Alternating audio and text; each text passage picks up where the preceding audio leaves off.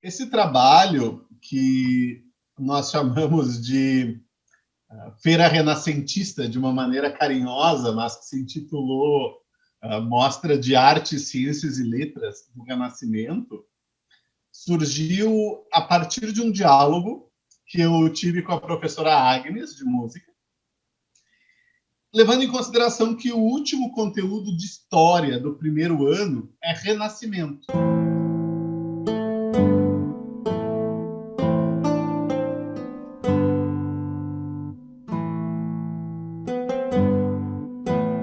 E como em todos os trimestres, entre as avaliações mais tradicionais, aí, conhecidas como provas, eu busco fazer uma atividade artística para tentar abarcar o máximo de habilidades e criatividades dos alunos, explorando outros potenciais, que não aqueles que cobrados, né, tradicionalmente nas provas. E o aluno que gosta de dançar, o aluno que toca um instrumento, o aluno que faz teatro, enfim, são inúmeras particularidades que restringiam o método avaliativo aí a provas objetivas e dissertativas. Muitas vezes a memorização, né, é um atentado ao futuro dos jovens e um convite, sem dúvida, à frustração deles, né? Então, abrir um pouco as possibilidades de avaliação é sempre importante. E tendo isso em mente lá no primeiro ano e buscando fechar o ano letivo com algo bonito, que fosse lembrado, eu e a Agnes, nós começamos a pensar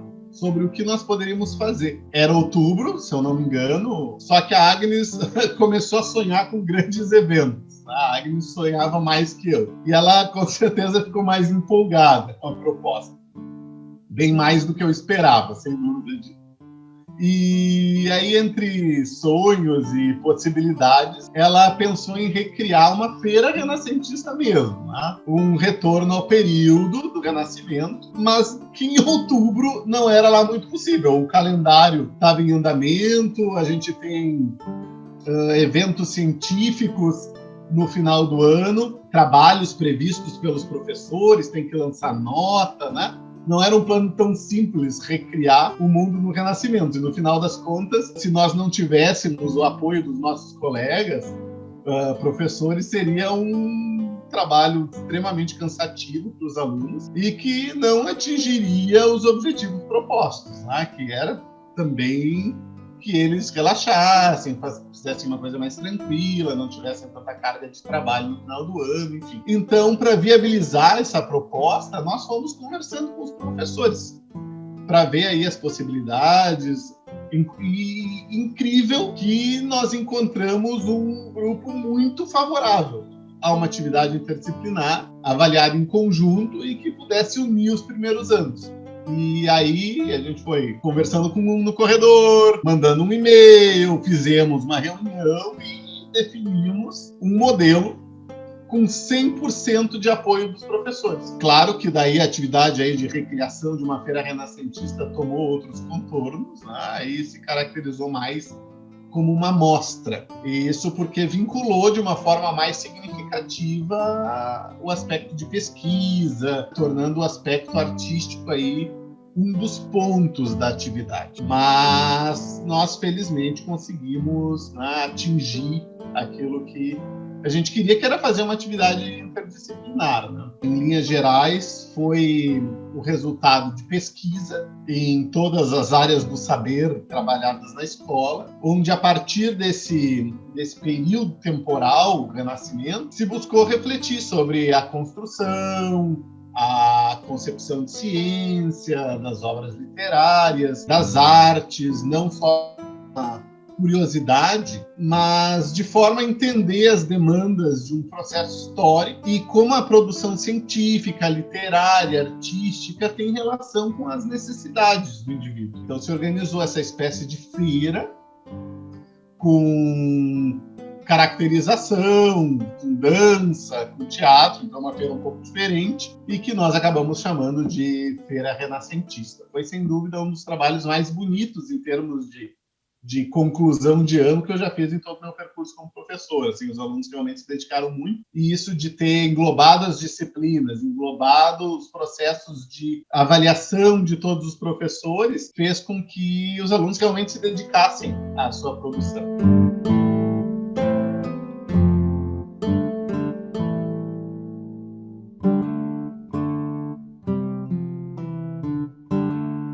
A feira ela aconteceu efetivamente em apenas um dia. Nós organizamos toda uma mostra onde os alunos, organizados em grupo, apresentaram as suas pesquisas das disciplinas que estavam vinculadas a professores que possuíam aí uma espécie de avaliação pré-moldada, né? Então se fez uma ficha de avaliação como uma feira científica, e esses alunos foram avaliados nesses moldes. Aqueles que se apresentaram dançando, cantando, foram avaliados a partir de outros critérios aí por os professores das áreas, né? Das artes, da música, da educação física. O que se buscou fazer? Primeiro, nós não organizamos esse trabalho lá no início do ano, foi uma coisa que surgiu no fim do ano.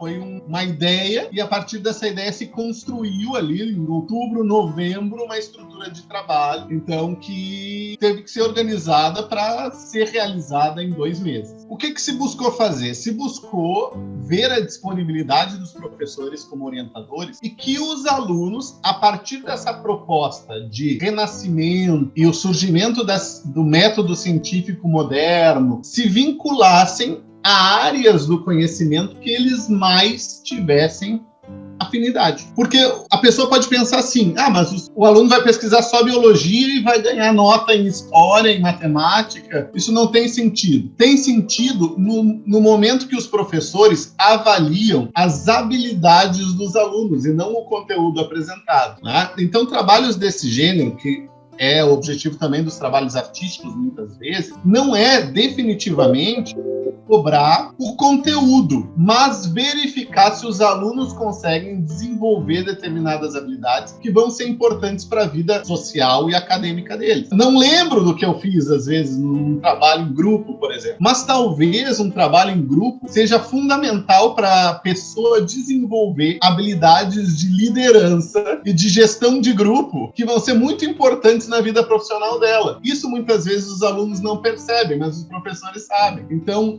no caso da feira, dessa mostra de artes, o conteúdo em si não era o mais importante. O que mais importava para nós, primeiro, era dar uma oportunidade aos alunos de se expressarem e mostrarem para nós aquilo que eles gostavam e aquilo que eles eram bons. E nós avaliarmos eles por isso também. Não por aquilo que nós gostaríamos que eles fizessem, mas por aquilo que eles já fazem e gostam de fazer. E isso precisa ser valorizado no ambiente escolar. Em termos metodológicos, os alunos fizeram grupos por afinidade. A partir desses grupos, eles escolheram as áreas que eles gostavam mais para fazer suas pesquisas, e junto com os professores orientadores, eles desenvolveram os seus problemas e tentaram, né, a partir de pesquisas, fazer uma apresentação e resolver problemas simples e apresentá-la no dia da feira científica. Então, mais ou menos foi isso. E aqueles que gostavam mais do aspecto artístico não apresentaram o trabalho científico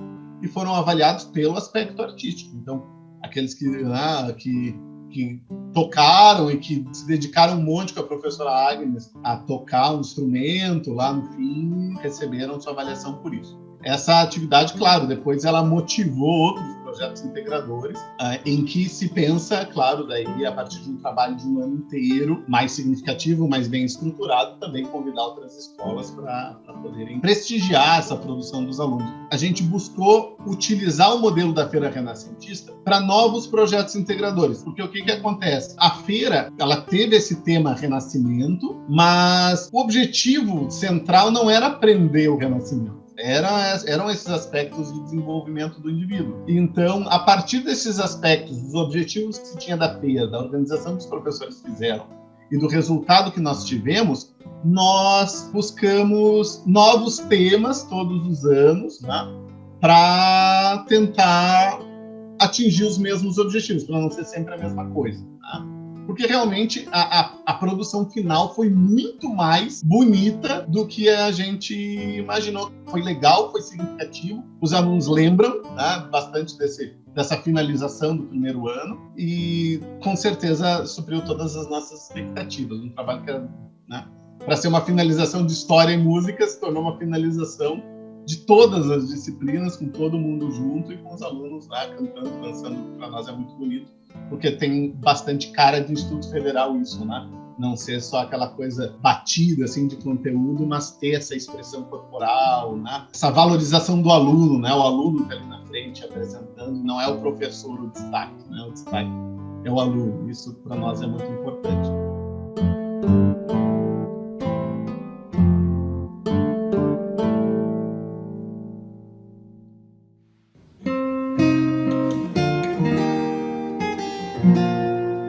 Trabalhar de forma interdisciplinar é aquilo que se busca em educação. A educação tradicional, ela é, vamos usar uma metáfora aqui, ela é engavetada, né? Cada disciplina, ela existe por si e as matérias, elas são ensinadas dentro ali de uma redoma, né? Muitas vezes, os alunos ainda não conseguem perceber a aplicabilidade de determinadas disciplinas, determinadas matérias, não disciplinas, determinadas matérias, e aquilo não faz muito sentido para eles. Por quê? Porque compreender o nosso mundo, compreender o espaço em que nós vivemos, requer uma compreensão de muitas matérias e do diálogo entre essas matérias. Não tem como perceber, não tem como entender a arte sem entender a história. Vai achar bonito, feio, né? Mas não é isso que se resume a arte, né? A arte tem muito mais por trás, mas tu precisa entender o contexto da produção daquela obra de arte. Então não tem como tu não dialogar com história quando tu vai estudar arte. E vice-versa, não tem como estudar história sem estudar aspectos da arte. Porque a produção artística diz muito sobre o ser humano, da mesma forma que a produção literária. Sempre que o professor de literatura vai explicar uma escola, ele vai ter que trazer o aspecto histórico. Então, se essas disciplinas não existem uma sem a outra, né, por que elas precisam ficar separadinhas no ambiente escolar, né, e não dialogarem? Da mesma forma que uma pessoa vai fazer lá, estudar ciências do desporto, né, essa ciência por trás da educação física, não tem como entender o funcionamento de um corpo sem estudar biologia e sem estudar química, né? Então, a própria matemática e a física, os problemas matemáticos, os problemas físicos, eles surgem a partir de demandas de determinadas sociedades históricas, né? Ou seja, as matérias, elas estão sempre em diálogo, só que as estruturas da escola tradicional, conteudista, fizeram com que elas se separassem, né? Então, há um trabalho há bastante tempo já, mas é bastante desafiador, de tentar integrar esses conteúdos. Porque no momento que as disciplinas se integram, se torna muito mais complexo o nosso meio, né? Mas muito mais significativo o conhecimento dos alunos, porque permite que nós compreendamos onde nós vivemos, né? Então, isso é fundamental. Na antiguidade, na Idade Média, a gente sempre, né, existe uma concepção de que a mãe de todas as disciplinas é a filosofia. A filosofia é quem é o que faz com que nós pensemos sobre o nosso mundo e tentemos resolver os seus problemas, né? Então, a partir dessa tentativa de resolução, vão surgindo as disciplinas, como se fosse uma grande árvore, né, do conhecimento, que vai buscar resolver diversos aspectos da nossa existência. Só que tudo isso faz parte de uma grande coisa chamada conhecimento humano, né? Então, nenhuma matéria, nenhuma disciplina se constitui como mais importante que a outra, porque todas fazem parte de um elemento fundamental, que é a tentativa de compreensão do nosso universo. Então, atividades interdisciplinares são importantes para dar maior significação, né, dar maior significado ao conteúdo aos alunos, para eles perceberem que eles precisam de todas as disciplinas para entender o mundo deles. E num aspecto mais prático, também é uma forma de reduzir carga excessiva de avaliações que existem no ambiente escolar. Tá? Devido a essa intensa fragmentação das disciplinas que nós temos na escola, por exemplo, antigamente existia ciências sociais, e se estudava filosofia, sociologia, história e geografia na mesma disciplina. E o professor era formado em ciências sociais, né? Conforme essas disciplinas vão se complexificando, cada vez mais vão surgindo especialistas. Então, hoje já existe filosofia, sociologia, história e geografia. Mas são 4 disciplinas. E onde antes tinha uma avaliação, agora tem 4, ou 8, ou 12. Né? Da mesma forma, as outras disciplinas. Então, a avaliação, ela não necessariamente ela vê o que o aluno sabe. Isso a gente já sabe, né? Muitas vezes o que ela avalia é a quantidade de memorização que o aluno tem, né? É capaz. Então ele memoriza uma série de coisas, né? E passa ali para aquela prova.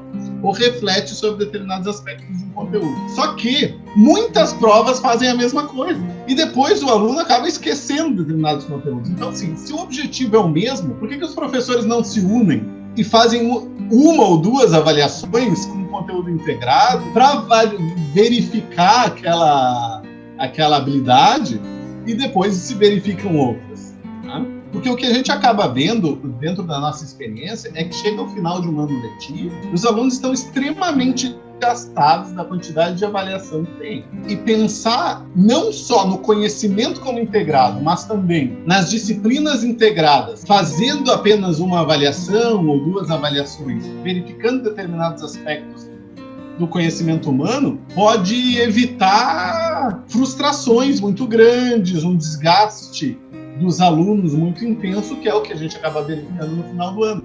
Porque existe uma padronização, né? Os professores não conseguem fugir muitas vezes do matéria, avaliação. Matéria, avaliação. É muito difícil, dentro da nossa lógica e dentro do nosso processo formativo, inverter o processo.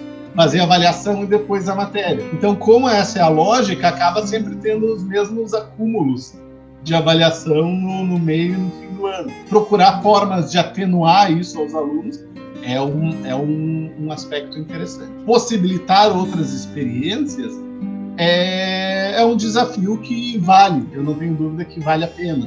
E isso muitas vezes a escola matou em gerações passadas, né? E não tenho dúvidas que ainda mata. Né? Os alunos têm vontades, eles têm predileções, eles gostam de determinadas atividades, se sentem confortáveis em determinadas atividades.